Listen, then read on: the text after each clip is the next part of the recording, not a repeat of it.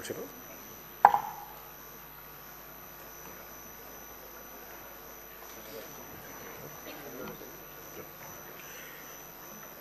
కొణిదెల పవన్ కళ్యాణ్ అనే నేను శాసనసభ సభ్యుడిగా ఎన్నికైనందున శాసనం ద్వారా నిర్మితమైన భారత రాజ్యాంగం పట్ల నిజమైన విశ్వాసం, విధేయత చూపుతానని, భారతదేశ సార్వభౌమాధికారాన్ని, సమగ్రతను కాపాడుతానని, నేను స్వీకరించబోయే కర్తవ్యాన్ని శ్రద్ధాశక్తులతో నిర్వహిస్తానని దైవ సాక్షిగా ప్రమాణం చేస్తాను.